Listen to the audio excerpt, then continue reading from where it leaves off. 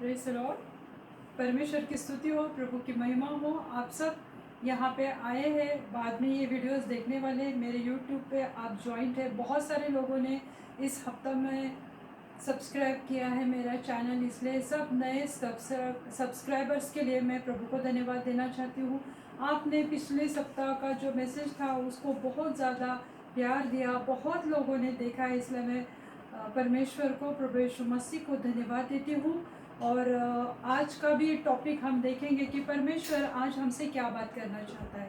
तो आइए प्रियो, हम लोग पहला प्रार्थना करेंगे। धन्यवाद देती हूँ प्रभु यीशु मसीह, आज के दिन के लिए धन्यवाद प्रभु, इस समय के लिए धन्यवाद प्रभु जी।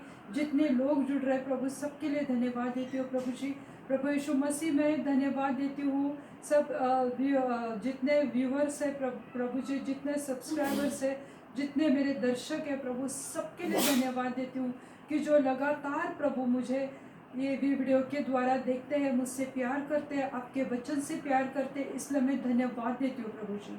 सबको प्रभु आपके पवित्र लहू से धोकर शुद्ध करती हूँ, इस जगह को आपके पवित्र लहू से धोकर शुद्ध करती हूँ प्रभु। सबका मन, सबका हृदय आपके वचन पे लगने दो प्रभु। अंत तक प्रभु सबको ये वचन सुनने की इच्छा दो प्रभु। धन्यवाद देती हूँ। सब विनती प्यारे यीशु मसीह के नाम से मांगती हूँ, आप इसे सुनिए और दया से कबूल कीजिए। आमेन, आमेन, आमेन। जीवन में हम देखते हैं कि व्यभिचार के बारे में, अगर अडल्ट्री के बारे में हम कुछ बातें करते हैं तो अडल्ट्री एक सबसे बड़ा पाप है। और जब ये अडल्ट्री या व्यभिचार जब भी फैमिली में आता है तो वो पूरी फैमिली को तहस नहस कर देता है। अगर किसी पुरुष ने अडल्ट्री की है या किसी की पत्नी ने अडल्ट्री की है, व्यभिचार किया हुआ है, तो वो घर का पूरा नक्शा बदल जाता है, वो घर की हालत बदल जाती है। वहाँ पे झगड़े, गाली गलौज, एक डिवीजन स्पिरिट वहाँ पे आने लगता है। और ये जो पाप है, जवान से लेकर बूढ़े तक सब जन, मैंने देखा है कि बहुत सारे ऐसे लोग इसमें जुड़े हुए हैं, ये पाप में वो उसके अधीन हुए हैं। तो हम देखिए कि हम बहुत बार प्रार्थना करते हैं, शैतान को डांटते हैं, उसको बांध देते हैं, बीमारी को डांटते हैं, तो शैतान से हम लड़ सकते हैं। पर ये जो व्यभिचार की आत्मा है या व्यभिचार है, हम उससे नहीं लड़ पाते हैं। तो हम देखते हैं कि कुछ समय के लिए अगर व्यभिचार जो है वो हमें आनंद देता है, उसमें खुशी मिलती है, वो थोड़ी समय के लिए रहता है, पर पाप तुम्हारे घर का नाश कर देता है। ये जो व्यभिचार का पाप है वो तुम्हारे घर को नाश कर देता है। और उसकी वजह से समाज में या रिलेटिव्स में, रिश्तेदारों में जो शर्मिंदगी आती है या उसकी वजह से जो अपमान सहन करना पड़ता है, वो बात तो बहुत अलग है। पर आजकल लोग उसके बारे में इतना सोचते नहीं, क्योंकि जो एडल्ट्री है उसके बहुत सारे अलग अलग प्रकार हैं। कोई लिविंग रिलेशनशिप में रहता है, तो कोई क्या, तो कोई जो शादीशुदा लोग हैं उनका एक अलग तरीका है, जवान लोगों का अलग अलग तरीका है। वो तो हम धीरे धीरे देखेंगे। पर आज मैं बाइबल के थ्रू एक कहानी आपको बताना चाहती हूँ, और उसके द्वारा हम बहुत कुछ सीख सकते हैं कि एडल्ट्री या व्यभिचार सही में क्या होता है। इससे हमारे जीवन पर, हमारे ज़िंदगी पे कितना बड़ा या बुरा असर पड़ता है, उसके वजह से हमारे परमेश्वर कितना नाराज हो जाता है, और उसके कॉन्सिक्वेंसेस, उसके परिणाम क्या है, वो कितना, सबको कितना भुगतना पड़ता है, ये आज हम देखने वाले हैं मेरे व्यूअर। तो राजा दाऊद अपनी समस्त प्रजा के साथ न्याय करता था और धर्म के काम करता था। राजा दाऊद का हृदय परमेश्वर के हृदय के बराबर था, ऐसा बाइबल में लिखा हुआ। वो परमेश्वर से बहुत प्रेम करता था और अपनी प्रजा के लिए वो धर्म और न्याय का काम किया करता था। किसी पे अन्याय नहीं होने देता था, वो धर्मी था। वो सब बातें हैं। पर हम देखते हैं कि शाऊल का जो पोता था या योनाथन का बेटा, उसका नाम मफीबोशेत था, तो वो दोनों पैरों से पंगुला था। तो राजा दाऊद ने पूछताछ की कि शाऊल के घराने से कोई बचा है क्या। तो उसे पता चला कि योनाथन का लड़का मफीबोशेत जिंदा है। तो उसने उसको अपने महल में बुलाया और राजा शाऊल की जितनी भी संपत्ति थी, उसके खेत थे, ज़मीन थी, वो सब उसके नाम कर दिया। मतलब वो इतना दया करने वाला, इतना लोगों की चिंता करने वाला, ऐसा दाऊद राजा था।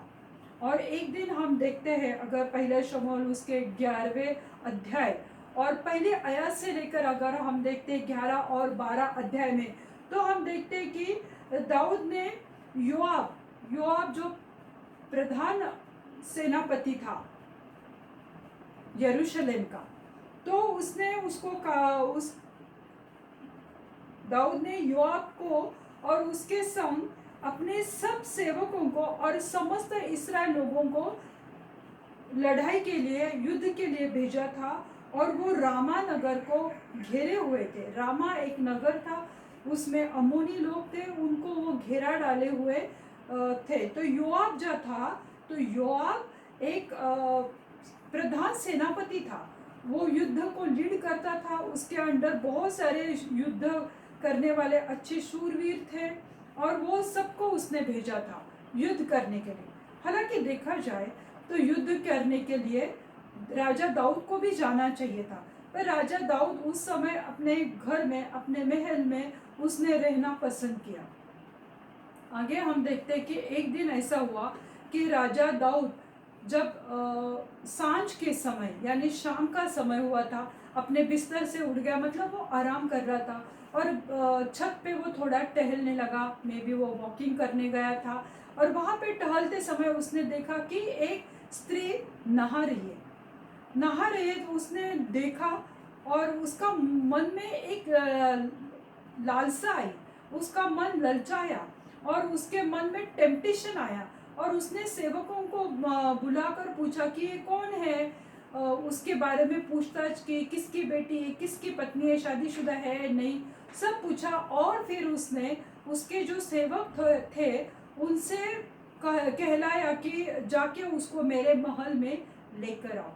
तो देखिए मेरे प्रियो, जब दाऊद राजा ने देखा उस औरत को, एक स्त्री को जो नहा रही थी, अगर वो देखने से वो पाप हुआ ना, उसने देखा, देखने के बाद उसने अपना मन, वो वहां से चला नहीं गया, उसने दोबारा मुड़ के देखा।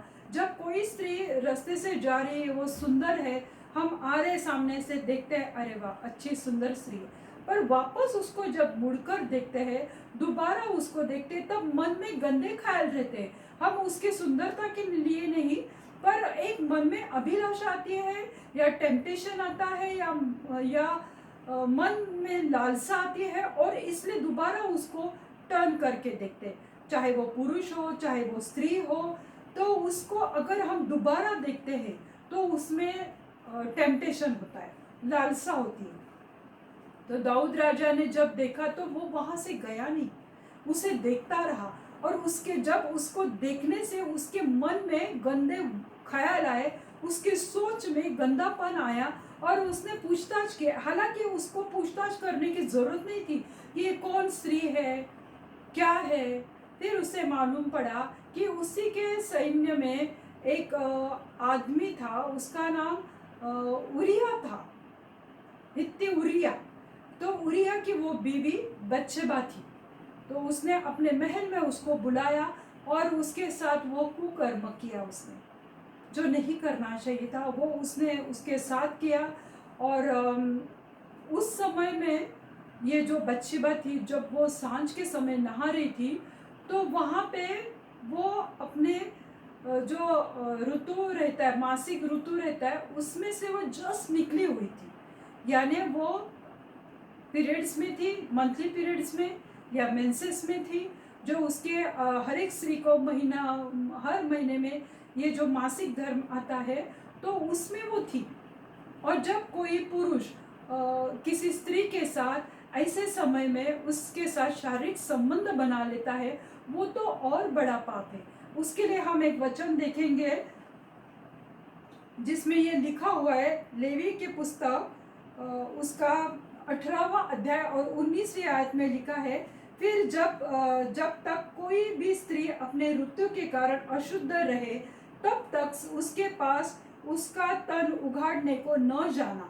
ये परमेश्वर की आज्ञा है, लय व्यवस्था में लिखा हुआ है।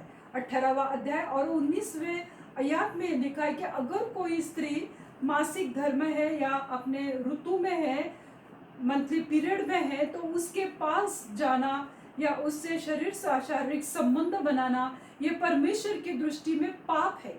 तो उसने एक तो उसे देखा, फिर उसके लिए उसके मन में लालसा उत्पन्न हुई, यहाँ तक कि जब तक वो उसके साथ सोता नहीं या कुकर्म नहीं करता तब तक वो अपने आप पे कंट्रोल नहीं कर पाया। उसने अपने महल में बुलाया और उसके साथ वो कुकर्म राजा दाऊद ने किया। राजा दाऊद जो इतना दयावान था, जो न्यायी था, जो लोगों का न्याय करता था, धर्मी था, पर एक टेम्पटेशन, एक क्षण के लिए वो बहक गया और वो स्त्री के साथ उसने वो संबंध बनाया। उसके बाद हम देखते हैं कि अगर मासिक धर्म के बाद तुरंत अगर कोई संबंध हो जाते हैं तो गर्भधारणा भी जल्दी हो जाती है। तो इसकी वजह से जब उसने किया वो अपने घर में शुद्ध होकर गई और उसके बाद बाइबल में लिखा है कि उसका गर्भ रह गया।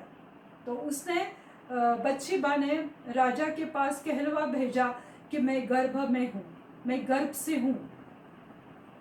अगर हम 11वें अध्याय और 5वां वचन देखते हैं तो वहाँ पे लिखा है, और वह स्त्री गर्भवती हो गई, तब दाऊद के पास कहला भेजा कि मुझे गर्भ है।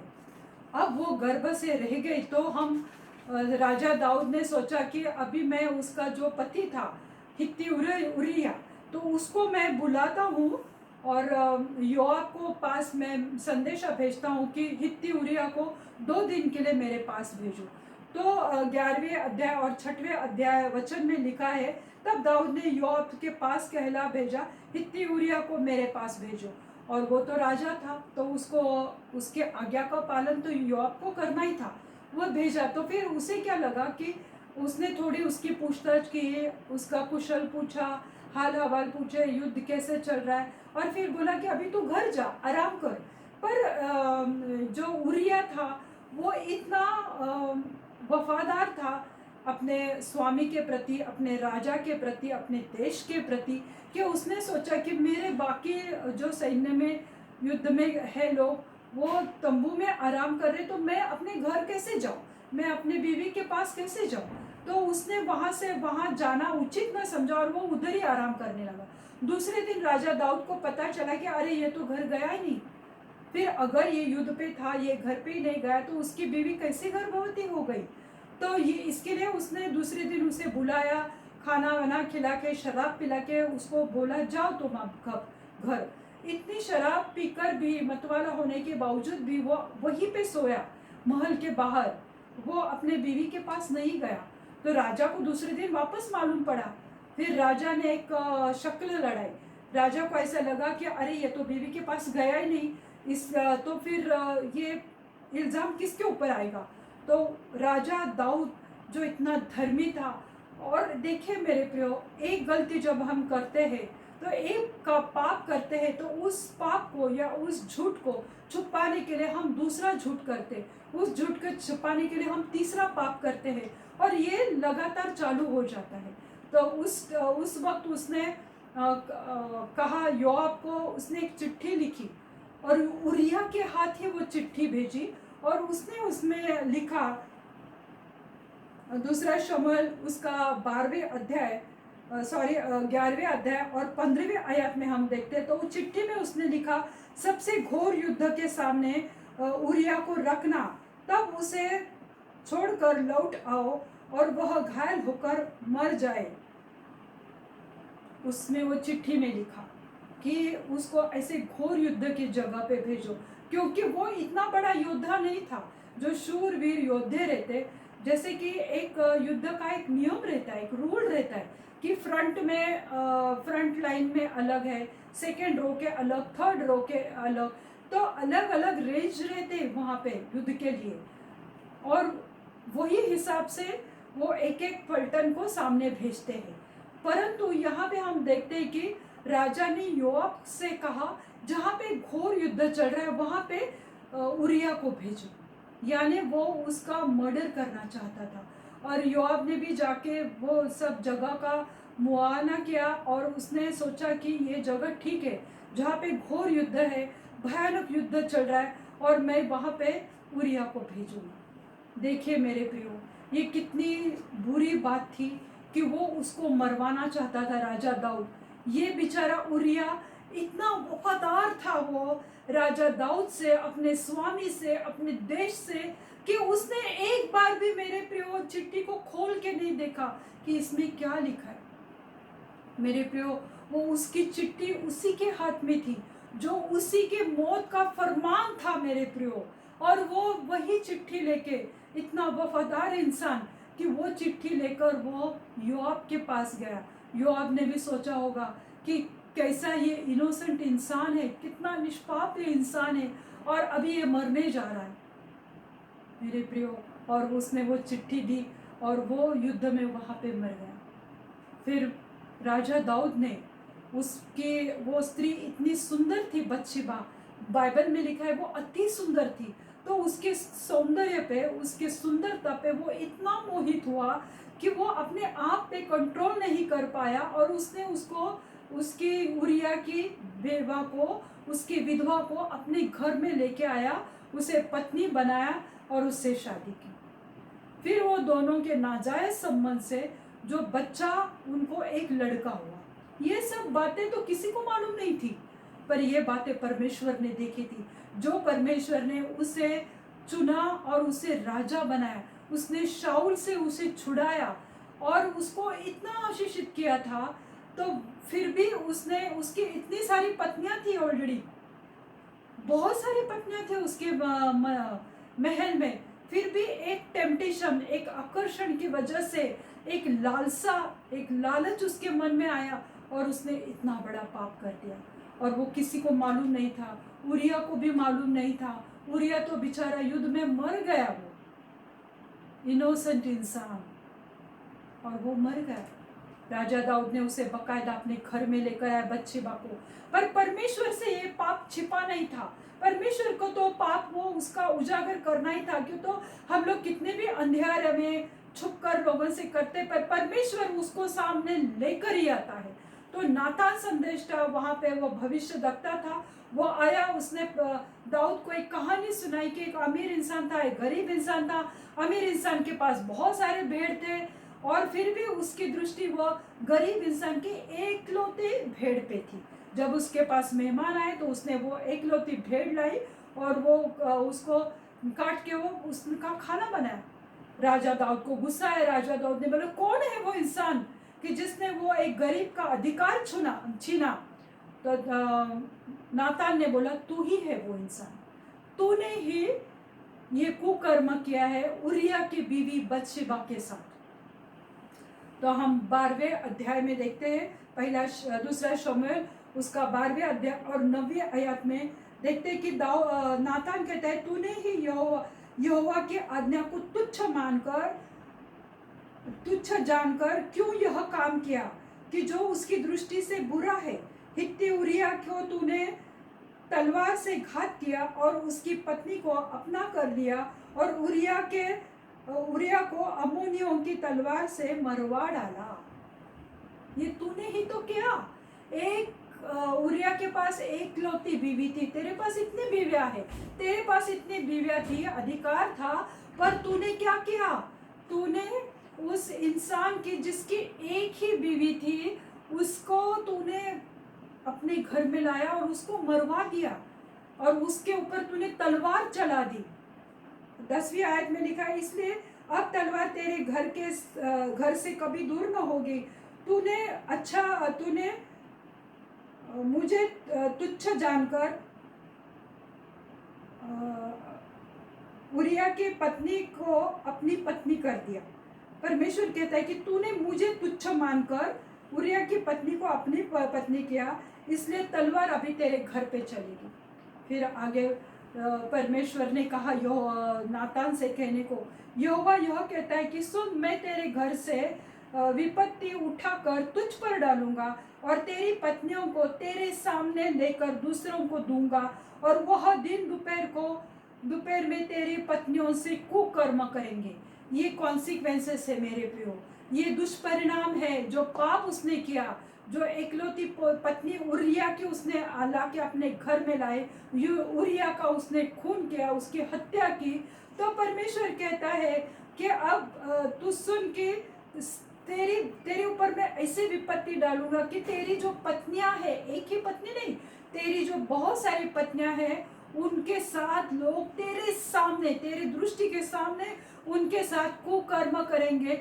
और वो भी दिन दोपहर को, दिन दहाड़े वो तेरे पत्नियों के साथ ये कुकर्म करेंगे। 12वीं आयत में लिखा है, तूने तो वह काम छिपकर किया, पर मैं यह काम सब इसराइलियों के सामने दिन दोपहर को करवाऊंगा। परमेश्वर ने कहा कि ये काम मैं करवाऊंगा जो तूने छुप कर अंधेरे में किया, क्योंकि वो सांझ को उसने देखा था, यानी सांझ के बाद अंधेरा हुआ था। वह काम दाऊद राजा ने अंधेरे में किया था, छुप कर किया था। पर यहोवा परमेश्वर ने कहा कि मैं तेरे पत्नियों को दिन दोपहर को उजाले में सबके सामने ये काम करवाऊंगा कि तेरे पत्नियों के साथ भी लोग कुकर्म करेंगे। तो राजा दाऊद को बहुत पछतावा हुआ और उसने साम 51, अगर हम देखते भजन संहिता 91 में, उसने बहुत पछतावा किया। उसे अपने पापों के बारे में दुख हुआ और उसने पछतावा किया। तब नातान ने दाऊद से कहा, यहोवा ने तेरा पाप तुझसे दूर किया है, तू न मरेगा। क्योंकि उसने ये पाप किया, उसने कुकर्म किया, परंतु उसका हृदय परमेश्वर के हृदय से था। वो परमेश्वर यहोवा को बहुत प्यार करता था, इसलिए परमेश्वर ने उसके ऊपर कृपा की, क्योंकि उसने पश्चाताप किया, उसने परमेश्वर के सामने वो गिड़गिड़ाया, उसे दुख हुआ, तो परमेश्वर ने उसे माफ कर दिया। तो नातान ने बोला कि परमेश्वर ने तुझे क्षमा किया है, तू न मरेगा, तू इस वजह से तू मरने वाला तो नहीं है, पर जो तेरा उत्पन्न हुआ है वह अवश्य मरेगा। यानी बत्शेबा का और दाऊद राजा का जो गलत संबंधों की वजह से जो नाजायज बच्चा हुआ है वो तो मरने वाला है। देखो मेरे प्रियो, पाप का दंड को तो मृत्यु ही है। जब हम बहुत ज़्यादा पाप करते हैं इसीलिए तो लोग मरते हैं। तो पाप का दंड तो मृत्यु है, और इसने तो इतना बड़ा पाप किया था, तो वो जो पाप का फल था उसे तो नष्ट करना ही था परमेश्वर को। तो इसलिए परमेश्वर ने कहा कि मैं उस फल को, उस बच्चे को मैं मरवा डालूंगा। क्योंकि जब तक पाप पूरी रीति से खत्म नहीं होगा तब तक दाऊद कैसे अपने जीवन में आगे बढ़ेगा। क्योंकि दाऊद के लिए परमेश्वर के पास बहुत योजनाएं थी। परमेश्वर ने उसको बोला कि मैं तेरे लिए और कुछ अच्छा करने वाला था, पर तूने ये कुकर्म किया, और परमेश्वर का गुस्सा दाऊद पे चढ़ा मेरे प्रियो। तो ये परमेश्वर हमारे पापों को क्षमा करता है जब हम पश्चाताप करते हैं। पर आजकल तो मैं देखती हूँ कि लोगों में पश्चाताप की भावना ही नहीं है। वो पाप करके भी इस तरह से निकल जाते हैं कि उन्हें मानो लगता है कि हमने कुछ किया ही नहीं। जवान से लेके बूढ़े तक आजकल हर कोई ये व्यभिचार, ये टेम्पटेशन, लालसा और एडल्ट्री में पड़े हुए। तरीका अलग अलग है सबका। मैं वो अगले इसमें आपको बताऊंगी, क्योंकि समय का मेरे पास बहुत कमी होती है, आधे घंटे में क्या क्या बताऊं, इसलिए मैं अगले भाग में आपको बताऊंगी। पर दुष्परिणाम तो भुगतना पड़ता है। थोड़े से आनंद के लिए हम लोग दुष्ट दुरात्माओं को, दुष्ट आत्माओं को बाकायदा हमारे जीवन में काम करने के लिए हम अपने आप को उघाड़ देते हैं। और उसकी वजह से जब हम पहली बार पाप करते तो हमें थोड़ा दुख होता है, दूसरी बार करते हैं उस वक्त भी थोड़ा दुख होता है, पर जैसे तीसरी, चौथी, पांचवी बार लगातार हम ये व्यभिचार में पड़ते हैं तो हमें एक आदत बन जाती है। फिर एक लेडीज, फिर एक पुरुष, फिर दूसरी स्त्री, फिर दूसरा पुरुष, वो सिलसिला चलता ही रहता है। उसकी वजह से घर में ये सब बातों से अगर कोई पति व्यभिचार करता है तो उसकी वजह से पूरे घर को भुगतना पड़ता है, उसके बीवी को, उसके बच्चों को। घर में एक तनाव का एटमॉस्फेयर, वातावरण रहता है, घर में शांति नहीं रहती, झगड़े रहते हैं, उसकी वजह से घर में कर्सेस आते, दुष्ट दुरात्माएं फिर घर में काम करने लगती है, फिर वो हमारे बच्चों के जीवन में भी वो इस रीति से वो दुष्ट दुरात्माएं काम करने लगती है मेरे प्रिय। तो ये तो मैंने एक उदाहरण दिया है कि एडल्ट्री क्या है। वो देखने से हुई। पहले उसने देखा, अगर वो देखकर वहाँ से निकल जाता था, दूर जाता था, ये बात नहीं होती थी, पर वो देखने से ही नहीं रहा, तो वो आगे चला गया, बढ़ता गया बढ़ता गया। उसको अंदर अपने घर में लेकर आए, उसके हस्बैंड को उसने मरवा दिया। तो एक पाप करने की वजह से उसको कितने सारे पाप करने पड़े, और उसका दुष्परिणाम ये हुआ कि वो दोनों के नाजायज संबंध से जो बच्चा हुआ था, वो बच्चे को मरना पड़ा, वो पाप को मरना पड़ा। तो आज हम, मेरे प्रियो, अगर आपके जीवन में ऐसे पाप है तो आज ही तौबा करो मेरे प्रियो, क्योंकि जो दिन से हम लोग जा रहे, जो परिस्थितियों से हम सामना कर रहे मेरे प्रियो, तो इस पाप से तौबा करो और परमेश्वर के पास आओ, प्रार्थना करो। अगर ऐसा किसी के जीवन में हुआ है, मैंने तो देखा है कि हर एक फैमिली में कहीं ना कहीं, कभी ना कभी, कुछ ना कुछ ये हुआ है। अभी आज कोई नहीं बोल सकता कि नहीं मैंने कुछ नहीं किया।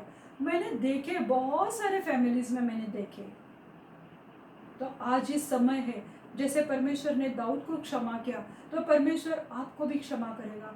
आज ही वक्त है मेरे प्रियो, सुधर जाओ, तौबा करो ऐसे प्यार से। ऐसी जो नज़र, जो गंदे सोच में हमें डालती है, तो नज़र को दूर करो, उस जगह से निकल जाओ और परमेश्वर के पास आओ और परमेश्वर से क्षमा मांगो, तो तुम्हारे जीवन में कार्य करेगा। आइए प्रियो, हम लोग प्रार्थना करते हैं। धन्यवाद देती हूँ प्रभु यीशु मसीह, धन्यवाद देती हूँ प्रभु जी। आप कितने अद्भुत और महान परमेश्वर है प्रभु। आपने बाइबल में हर एक चीज़ का जिक्र किया है प्रभु। आपने अपने पवित्र कलाम से हमें सिखा है प्रभु जी कि हर एक पाप का एक दुष्परिणाम है, हर एक पाप का अंत है, और हर एक पाप का दंड है जो हमें भुगतना पड़ता है प्रभु। जब हम पश्चाताप करते हैं यीशु मसीह, तो आप हमारे पाप को क्षमा करते हो प्रभु, परंतु दोबारा हम उसमें पढ़ते हैं, और एक बार पढ़ते हैं, और एक बार हम उसी पाप में बने रहते हैं, तो मेरे खुदा आपका न्याय उतर आता है मेरे खुदा। आज हम देखते हैं जो हालातों से लोग जा रहे प्रभु, फिर भी ऐसे दुष्ट काम वो कर रहे, ऐसे कुकर्म वो कर रहे मेरे प्रभु जी। आज मैं प्रार्थना करती हूँ हर एक वो भाई बहन, बड़े बुजुर्ग, जवान को प्रभु, कि जो ऐसे पापों में पड़े हैं, जो ऐसे हालातों में है प्रभु जी, आप उनके जीवन में कार्य करो प्रभु, उनको पाप से दूर करो प्रभु जी, उनको वो उनके मन को आप छुओ प्रभु जी, और ऐसे कुकर्म, ऐसे एडल्ट्री, ऐसे व्यभिचार में उनको पढ़ने मत दे मेरे यीशु मसीह। आप उनके जीवन का ताबा लो, उनके आंखों का, उनके सोच विचार को प्रभु मैं आपके पवित्र लहू से ढक देती हूँ प्रभु, क्योंकि जो ऐसे बड़े बूढ़े बुजुर्ग भी ऐसे पाप कर रहे हैं प्रभु जी, आप छुओ उनके मन को प्रभु, क्योंकि हम कितने दिन जिंदा रहने वाले हमें पता नहीं है प्रभु, पर आप क्षमा करो प्रभु इस पाप से प्रभु, लोगों को आजाद कर दो मेरे यीशु मसीह। जो महिलाएं प्रभु, जो गलत तरह के कपड़े पहनती है प्रभु, और शायद कोई इंसान उसमें घिर जाता है प्रभु, प्रभु क्षमा करो ऐसे लड़कियों पर, ऐसे महिलाओं पर प्रभु, कि जो ऐसे कुकर्म करती है, ऐसे पुरुष प्रभु, कि जो स्त्रियों को देख के उनके मन में लालसा आती है प्रभु। प्रभु प्रार्थना करती हो मेरे जीवित खुदा कि आप उनको छुड़ाओ इस पापमय मार्ग से प्रभु। प्रभु धन्यवाद देती हो प्रभु। आज जितने दो लोग देख रहे प्रभु, अगर कोई बीमार है प्रभु, किसी में कमजोरी है प्रभु, किसी में बीमारी है प्रभु, प्रार्थना करती हो प्रभु कि उनको उस कमजोरी से आज़ाद करो, उनको बीमारियों से आज़ाद करो, चंगाई दो प्रभु। हर एक एथराइटिस, सोराइसिस की दुष्ट दुरात्मा को मैं डांटती हूं यीशु मसीह के नाम से प्रभु। कैंसर, एड्स, ट्यूमर के पेशेंट्स को मैं यीशु मसीह के नाम से चंगाई घोषित करती हूँ प्रभु जी। प्रभु मैं प्रार्थना करती हूँ प्रभु, हर एक diabetes, thyroid, heart patient, blood pressure के लोगों को प्रभु आप उनको छुओ प्रभु, इसी वक्त उनको चंगाई दो प्रभु। जैसे मैं प्रार्थना कर रही हूँ प्रभु, उन्होंने अपना हाथ स्क्रीन की तरफ करो और ये चंगाई को ग्रहण करो मेरे प्यारों, मेरे परमेश्वर के अजीज हो। परमेश्वर तुम्हें छूना चाहता है इसी वक्त प्रभु, तुम्हें छूना चाहता है। तुम स्क्रीन की तरफ अपना हाथ बढ़ाओ, जो भी कोरोना वायरस के पेशेंट है प्रभु उनको छुओ प्रभु, उनको चंगाई दो प्रभु। उनके फेफड़ों में जो भी इन्फेक्शन है प्रभु मैं उसको डांटती हूँ यीशु मसीह के नाम से। जो भी प्रभु ब्लैक फंगस है प्रभु, उसको मैं डांटती हूँ यीशु मसीह के नाम से प्रभु। इसी वक्त प्रभु लोगों को आजाद करो इस बीमारी से प्रभु, लोगों को छुड़ाओ इस बीमारी से प्रभु। छुओ मेरे जीवित खुदा, जैसे आप मृत्यु पे फतेह पाई प्रभु, तो आप जीवित परमेश्वर है मेरे यीशु मसीह। आपका पवित्र लहू प्रभु मैं उनके ऊपर उंडेलती हूँ प्रभु। आपके लहू में चंगाई है प्रभु, आपके लहू में छुटकारा है मेरे यीशु मसीह। इसी वक्त प्रभु हर एक कोरोना पेशेंट को आजाद करो, छुटकारा दो, चंगाई दो प्रभु। उनकी कमजोरी से उन्हें भर दो, कमजोरी उनकी, उन्हें ताकत दो प्रभु उनके शरीर में प्रभु। धन्यवाद देती हूँ प्यारे यीशु मसीह।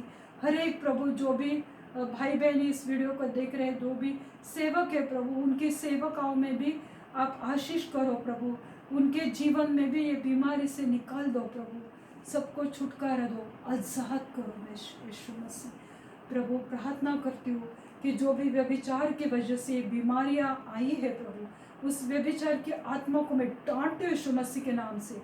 छोड़ दे उनके मन को, उनके आँखों को, उनके सोच को यीशु मसीह के नाम से। अगर कोई इस एडल्ट्री से निकलना चाहता है तो अपना हाथ स्क्रीन का और बढ़ाओ और परमेश्वर से वादा करो कि मुझे छुटकारा दो, क्योंकि सिर्फ और सिर्फ प्रभु यीशु मसीह आपको छुटकारा दे सकता है। Thank you Jesus, thank you master. प्रभु धन्यवाद देती हूँ प्रभु जी। आगे का समय प्रभु मैं आपके पवित्र हाथ में देती हूँ। सब विनती प्यारे यीशु मसीह के नाम से मांगती हूँ, आप इसे सुनिए और दया से कबूल कीजिए। पिता, पुत्र और पवित्र आत्मा की शांति आपके ऊपर बनाए रखे। प्रभु अपना मुख प्रकाश आप पे उंडेले, आपको आशीषित करे, आपको चंगाई दे, आपको शांति दे। आमीन। अगर आप इस वचन से आशीषित हुए तो आप इस वचन को शेयर कर सकते हैं, लाइक कर सकते हैं, सब्सक्राइब कर सकते हैं। लोगों को ये ज़्यादा से ज़्यादा लोगों को ये वचन, आपके फ्रेंड्स या रिलेटिव्स को आप ये वचन दे दो, उनको शेयर करो। प्रभु आपको आशीषित करेगा। आपने अपना समय दिया, इसलिए मैं आपको धन्यवाद देती हूँ। God bless you all. Thank you.